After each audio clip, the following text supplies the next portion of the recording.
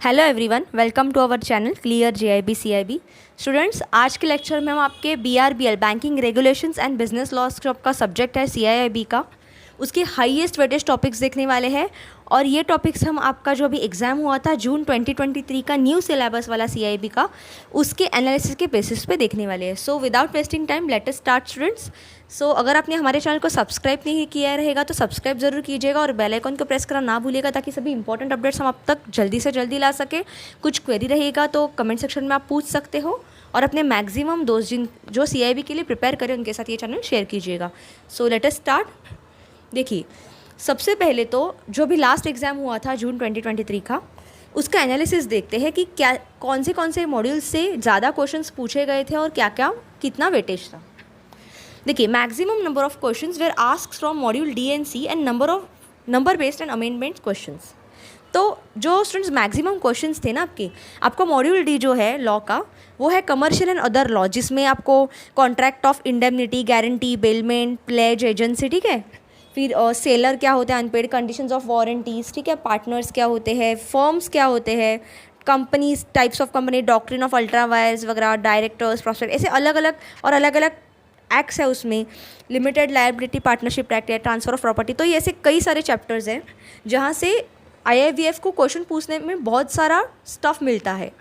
तो maximum question सी और D से आए थे, ठीक है। और आपका मॉड्यूल जो सी है वो भी काफ़ी इंपॉर्टेंट है, जिसमें इंपॉर्टेंट एक्ट्स और लॉज है, जिसमें कि इंटीग्रेटेड ओम्बुड्समैन स्कीम वाला चैप्टर है, एमएसएमई एक्ट है, ठीक है, सरफेसी एक्ट है, ठीक है, सेंट्रल रजिस्ट्री क्या होता है, फिर recovery of debts and bankruptcy act, ये सभी चैप्टर्स उसमें कवर होते हैं, ठीक है। फिर रिकवरी ऑफ डेट ट्रिब्यूनल, ठीक है, law of limitation and all. तो जो प्रीवियस एग्ज़ाम हुआ था ना, उसमें मॉड्यूल डी और सी से कई सारे क्वेश्चन पूछे गए थे। मतलब आप बोल सकते हो ऑलमोस्ट 70% से ज़्यादा क्वेश्चन सिर्फ और सिर्फ मॉड्यूल सी और डी से आए थे, जो जून वाला पेपर था उसमें। और अगर आप बाकी क्वेश्चंस देखो, बाकी चंक ऑफ क्वेश्चंस वो आए थे मॉड्यूल बी और मॉड्यूल ए से, और उसमें भी मॉड्यूल बी से काफ़ी ज़्यादा क्वेश्चन थे एज़ कम्पेयर टू ए, ठीक है। और जो क्वेश्चंस पूछे गए थे ना स्टूडेंट्स, उसमें नंबर बेस्ड क्वेश्चन थे। जैसे कि अगर किसी कंपनी का चेयरमैन अपॉइंट करना है तो उसका टीनियर क्या होना चाहिए, ठीक है, उसका एज लिमिट क्या होना चाहिए, कौन से एज तक वो अपॉइंट किया जा सकता है, ठीक है। या अगर कोई कॉन्ट्रैक्ट है तो उसमें कितने पार्टीज इन्वॉल्व है, ओके। तो ऐसे नंबर बेस्ड क्वेश्चन, मतलब कंसेप्चुअल, लेकिन जिसमें कुछ आपको नंबर याद रखने की, या नंबर ऑफ़ ईयर्स, या एज लिमिट, या ऐसे कुछ याद रखने की ज़रूरत पड़ रही है, या अगर किसी को कुछ पनिशमेंट देनी है, ठीक है, या डिबार करना है तो कितने ईयर्स के लिए उसे डिबार किया जाता है, ठीक है, जो कि मॉड्यूल ए से आया था, नया अमेंडमेंट हुआ था, उसके रिगार्डिंग क्वेश्चन आया था। तो ये सारी चीज़ें पूछी गई थी, चाहे वो मॉड्यूल डी हो, सी हो, बी हो या ए हो। तो सीक्वेंस तो यही रहेगा प्रिपरेशन का। और कई सारे क्वेश्चंस ना न्यू अमेंडमेंट से, मतलब देखो स्टूडेंट्स, आई नो ये सब्जेक्ट आपका जेआईबी में पहले लॉ वाला सब्जेक्ट था, जो एलआरएबी वाला सब्जेक्ट था, और उसको उठा के उन्होंने सीआईबी में डाल दिया बीआरबीएल, लेकिन उसमें उन्होंने कई सारे अमेंडमेंट्स की। तो जो वो लोग बोल रहे हैं कि हमने पहले वाला ही एज इट इज़ पढ़ाई किया और गए, तो कंसेप्चुअल क्वेश्चन तो उन्होंने क्लियर किए रहेंगे, लेकिन हर एक चैप्टर में ऐसे कई सारे टॉपिक्स हैं जिसमें जो एज लिमिट है, जो नंबर ऑफ़ ईयर्स है, कई सारे नए लॉज लाए हैं। तो ये नए नए अमेंडमेंट से बहुत सारे क्वेश्चंस देखने मिले थे एग्ज़ाम में। तो आई वुड सजेस्ट, अगर आप पुराने सिलेबस से पढ़ भी रहे हो तो नए वाले बुक में जो अमेंडमेंट्स है ना, उसे मिस ना करें, ठीक है। चाहे वो न्यू चैप्टर हो, या चाहे सेम चैप्टर में किसी का एज लिमिट बढ़ाया हो या नंबर ऑफ़ ईयर्स बढ़ाए हो, तो ये सभी चीज़ें आपको मिस नहीं करनी है। अमेंडमेंट से ही मैक्सिमम क्वेश्चंस थे, ठीक है, और कंसेप्चुअल आपको फोकस करना है। सो ये था स्टूडेंट्स अभी जो एग्ज़ाम हुआ था उसका एनालिसिस। तो based on this analysis let us see क्या स्ट्रैटेजी हमें फॉलो करनी चाहिए, ओके। देखिए, आपका सीक्वेंस यही रहेगा, मॉड्यूल डी और सी आपको पहले करना है। अगर आपको चाहिए तो आप पहले सी करो फिर डी करो तो भी चलेगा, नो प्रॉब्लम। लेकिन ये दोनों मॉड्यूल्स, मॉड्यूल सी और डी, आपको अच्छे से कवर करने हैं। कोई भी टॉपिक इसमें से छोड़ना नहीं है। अगर आपको बी और ए कवर करने का मौका, टाइम नहीं भी मिलता है, क्योंकि अभी आपके एग्ज़ाम के लिए ऑलमोस्ट 1.5 महीना है अप्रॉक्सीमेटली, तो अगर टाइम नहीं भी मिलता है ये 2 मॉड्यूल करने के बी और ए, तो सी और डी अच्छे से करो, आप आराम से पास हो जाओगे, क्योंकि almost 70% of the chunk of questions इसमें से ही आए थे सी और डी। लेकिन आपको इतना परफेक्शन से करना है कि अगर सी और डी से कोई भी क्वेश्चन आता है तो आप उसे मिस नहीं करोगे, आप उससे रॉन्ग नहीं करोगे, कंपलसरी आप करेक्ट ही उसे मार्क कर पाओगे। इतना परफेक्शन से आपको ये 2 मॉड्यूल करने हैं। और इसमें भी आपका फोकस देखो क्या रहना चाहिए स्टूडेंट्स। पहले तो कंसेप्चुअल आपको क्लियर करने हैं। कोई कॉन्ट्रैक्ट वाला आप चैप्टर पढ़ रहे हो क्या, अगर आप इंटीग्रेटेड ओम्बुड्समैन स्कीम, उससे भी कई सारे क्वेश्चंस आए थे, हर एक चैप्टर से एक एक क्वेश्चन आया था, ऐसा आप समझ के चलो तो भी इट इज़ नॉट रॉन्ग, क्योंकि बहुत सारे चैप्टर्स हैं, ठीक है।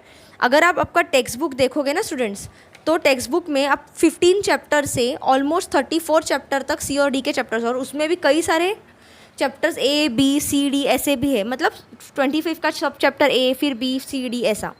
तो आपको क्या करना है, कंसेप्ट क्लियर करना है पहली बात तो मॉड्यूल सी और मॉड्यूल डी का। उसके बाद में वही चैप्टर में ऐसे टॉपिक्स ढूंढो, ऐसे क्वेश्चंस ढूंढो जो एग्जामिनर नंबर बेस में आपको पूछेगा, ठीक है। जैसे कि किसी का आपको प्रिसाइडिंग ऑफिसर अगर अपॉइंट करना है तो उसका एज लिमिट क्या होना चाहिए, कितने ईयर्स के लिए अपॉइंट करेगा, ठीक है। या अगर ऑडिट होता है तो सीए अगर ठीक से काम नहीं करता है तो उसको कितने ईयर्स के लिए डिबार किया जाता है, ठीक है। तो ये हुए number based questions. Limit based question, कुछ लिमिट रहेगा, कुछ एज क्राइटेरिया रहेगा, ठीक है, या कुछ एलिजिबिलिटी रहेगा। तो ऐसे क्वेश्चंस को आपको बिल्कुल नहीं छोड़ना है, उसको अंडरलाइन करो, उसको हाईलाइट करो। हम कोशिश करेंगे कि आपको इसके लिए वीडियोस ला सके, लेकिन आपको मॉड्यूल सी और डी में ऐसे conceptual number based limit based questions, और हाँ वेरी इंपॉर्टेंट अमेंडमेंट्स वाले क्वेश्चंस, मतलब जो पहला कुछ डिफरेंट था लेकिन अभी ये नए बुक में उन्होंने नया कुछ उसके रिगार्डिंग लॉ लाया या नया एज लिमिट लाया, तो वो अमेंडमेंट बेस्ड क्वेश्चंस आपको छोड़ने नहीं है, दोनों में, ठीक है, दोनों में, चाहे मॉड्यूल सी हो चाहे मॉड्यूल डी हो। एक बार आपने इतना कवर कर लिया ना तो आपने 70% ऑफ द मार्क्स आपके कहीं नहीं गए, ठीक है। 100 में से आप ऑलमोस्ट 70% ऑफ द चंक अच्छे से कवर कर लोगे और आप आराम से पास हो जाओगे। अभी बारी आती है मॉड्यूल बी और मॉड्यूल ए की। अगर आपको ज़्यादा स्कोर भी करना है, ठीक है, मैं ऐसा नहीं बोल रही हूँ कि आपको ये छोड़ने हैं मॉड्यूल्स, नहीं, कोशिश करो कि मैक्सिमम सिलेबस आप कवर करो। लेकिन अगर टाइम नहीं भी मिलता है, क्योंकि आई नो इस टाइम 5 सब्जेक्ट्स है CIIB में, तो थोड़ा डिफ़िकल्ट हो रहा है सभी सब्जेक्ट्स को पोर्शन कंप्लीट करके बिफोर एग्ज़ाम उसको पास करना है, और वो भी जॉब करते करते, ठीक है। आप में से कई सारे बच्चों को टाइम नहीं मिलता होगा, आई कैन अंडरस्टैंड, लेकिन आपको टाइम निकालना है। देखो, जिन्होंने JIB क्लियर किया है ना पुराने सिलेबस का, उनके लिए एडवांटेज है कि उनको ये सब जो कॉन्सेप्ट्स है ना वो पहले से पता है, ठीक है। तो उनके कॉन्सेप्ट्स तो पहले से क्लियर है, उनको पता है कॉन्ट्रैक्ट ऑफ इंडेमनिटी क्या है, कॉन्ट्रैक्ट ऑफ गारंटी क्या है, तो उनको बस वो रिवाइज करना है और उसमें अमेंडमेंट्स देखने हैं। मतलब एज लिमिट का कुछ चेंजेस हुआ है क्या, नंबर ऑफ़ ईयर्स, क्योंकि ऑब्वियसली ये सभी चेंज हुए स्टूडेंट्स, कई सारे चेंज हुए हैं, तो आप पुराने बुक से एज इट इज़ नहीं पढ़ सकते, ठीक है।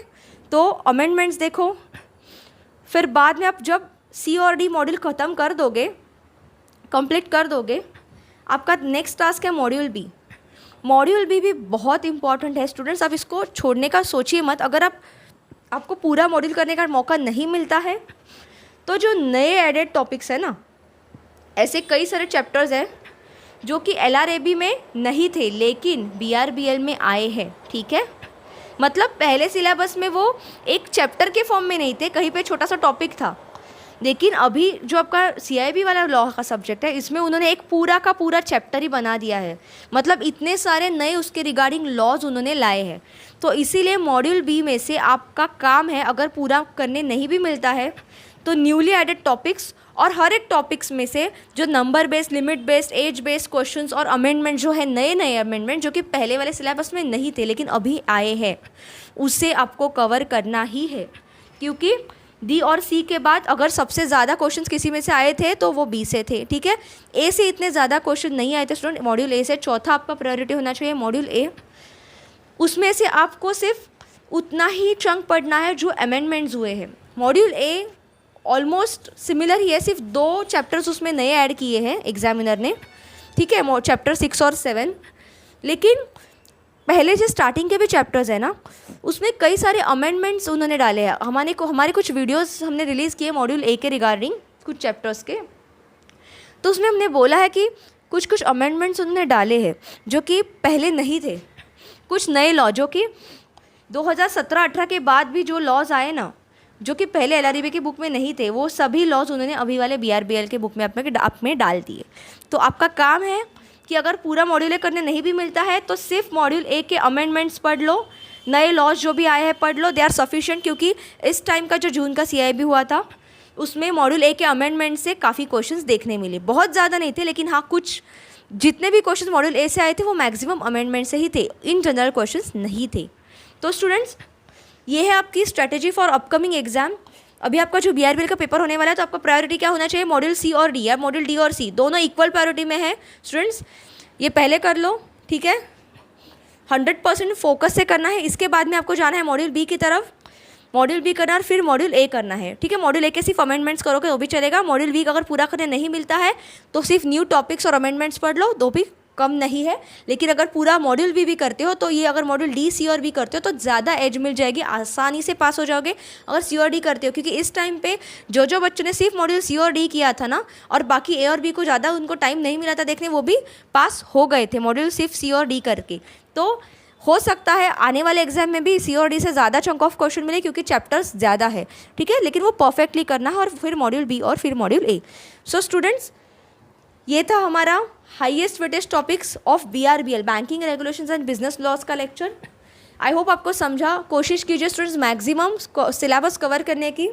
भले ही हम आपके लिए हाईएस्ट वेटेज के एक्सपेक्टेड टॉपिक्स ला रहे हैं as based on previous exam, लेकिन आप कोशिश करो कि मैक्सिमम सिलेबस कवर करें, ना कि कुछ लिमिट तक ही पढ़ाई करके जाए। क्योंकि ऐसा नहीं होना चाहिए कि थोड़े बहुत मार्क्स से आपका एग्ज़ाम रह गया। तो जितना मैक्सिमम आप कवर कर सको हर एक सब्जेक्ट में, एटलीस्ट 70 to 80% सिलेबस आप कवर करो, ये हमारी रिक्वेस्ट है आपसे।